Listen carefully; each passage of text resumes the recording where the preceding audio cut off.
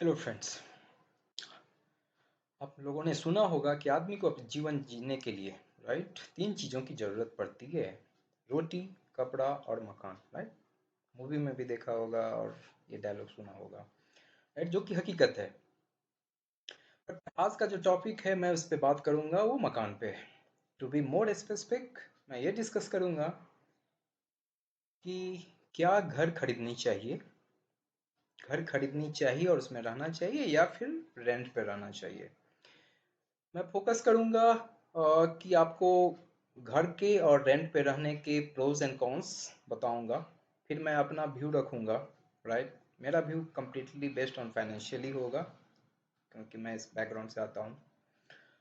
But decision आप लोगों को लेना है based on pros and cons, कि आपकी रिक्वायरमेंट क्या है, आपकी डिज़ायर क्या है। राइट, सो सभी के अलग अलग रिक्वायरमेंट होती है, उनकी सिचुएशन होती है, उनकी फाइनेंशियल सिचुएशन होती है। राइट, बेस्ड ऑन दैट आप डिसीजन करना। ओके, तो लेट्स मूव ऑन। पहले मैं डिस्कस करूंगा कि प्रोज क्या हैं। अगर आप घर खरीदते हो तो इसके क्या पॉजिटिव पॉइंट हैं। नंबर वन पॉजिटिव पॉइंट जो इंडियन का होता है, वो बहुत इमोशनली अटैच होते हैं घर के साथ। उनका ये मानना होता है कि यार लाइफ में एक घर होनी चाहिए जिसमें कि वो अपने परिवार के साथ, अपने दादा दादी, माता पिता के साथ रह सके। राइट, एक अपना आशियाना होना चाहिए रहने के लिए। So number one. Number two benefit जो है कि घर जब आप लेते हो तो as a long term asset ये आपका हो जाता है। Right, there is no shortcut but it's a long term asset. That's number two benefit.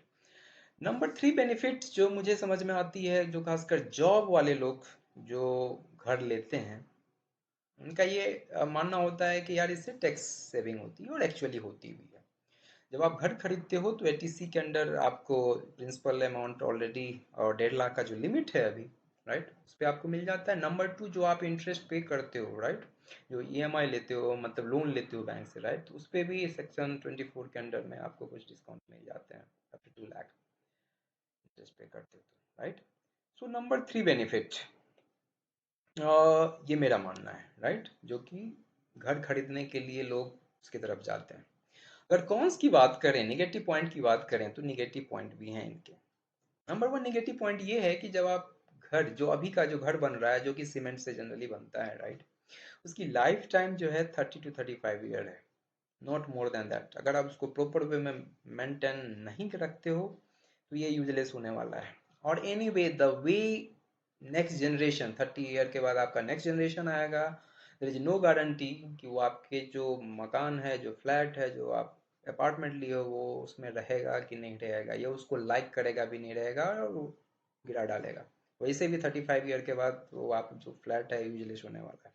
Right, but ऐसा सीमेंट से बना हुआ घर का है। लेकिन आपने देखा होगा कि जो आपके दादा, नाना नानी जो भी हैं, राइट, पुराने जो मकान होते थे, वो 60 साल, 70 साल, इवन 100 ईयर्स चलते थे। उसका रीज़न ये था कि वो सीमेंट से नहीं बने होते थे, वो चूना से बने होते थे, वो सुर्खी से बने होते थे, और उनकी लाइफ टाइम बहुत ज़्यादा होती है, लगभग maximum 100 years, people say that.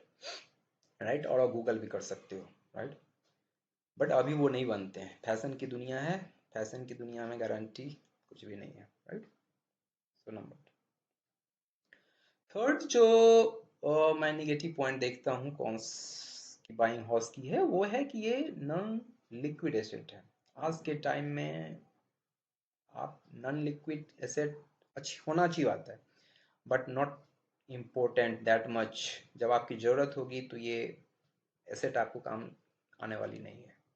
The reason is that, as we have explain in my previous video, right, कि जो नॉन लिक्विड एसेट होती है वो आप इजीली एक्सेस नहीं कर सकते, उसको आप कन्वर्ट नहीं करा सकते कैश में इजीली।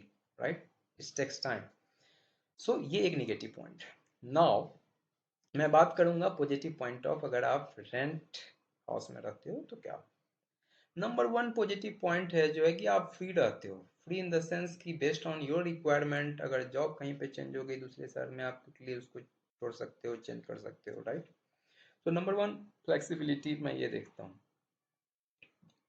रेंट पे जब आप रहते हो, राइट, तो रेंट का जो यील्ड है ईयरली रेंटल यील्ड जिसको हम बोलते हैं कि कितना ग्रोथ होता है, कितना वो अप्रिशिएट होता है, राइट?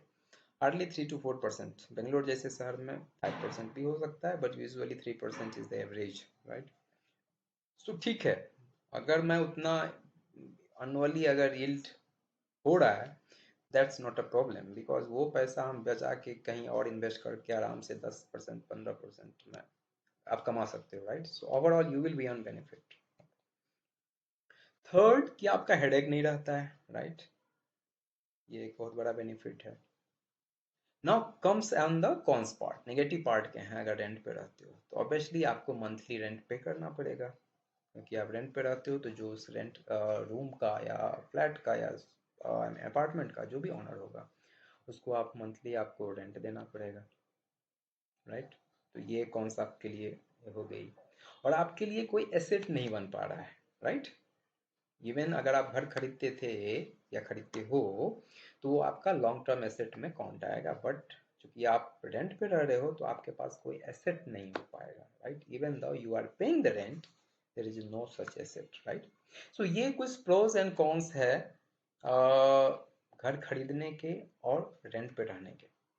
जहां तक मेरा मानना है, I will prefer to be stay in the rented house, क्योंकि जैसे मैंने कहा कि रेंटल यील्ड जो है 3 to 4% और 5% मैक्सिमम बेंगलोर जैसे शहर में आपको होंगे, बट मैं सेम पैसे से मिनिमम 20% मैं ईयरली कमाता हूँ और कमा सकता हूँ, then I will not go to the buying a house until कि मेरे पास ये कैपेबिलिटी हो कि मैं पूरे पैसे दे के हाउस खरीद लूँ, फ्लैट खरीद लूँ, अपार्टमेंट खरीद लूँ। मैं लोन लेके प्रीफर नहीं करूँगा कि मैं कोई फ्लैट लूँ। That is the passion in today's time my dear friends. Job वालों की जिनकी हैसियत नहीं होती है घर खरीदने की अपने पैसे से, वो लोन लेके खरीदते हैं और फिर जीवन भर 15 साल 20 साल वो EMI चुकाने में लगा देते हैं। तब तक में बुढ़ापा आ जाती है, लाइफ की गारंटी नहीं है, खरीदा हुआ घर खरीदा का खरीदा रह जाएगा। ऐसा मेरा मानना है, बट आपको डिसीजन सेल्फ लेना है based on pros and cons. आपकी रिक्वायरमेंट क्या है, आपकी फाइनेंशियल सिचुएशन क्या है, right? Based on that you can take decision. Thank you. If you have any comment, please do so, mention it, I will try to reply. Thank you.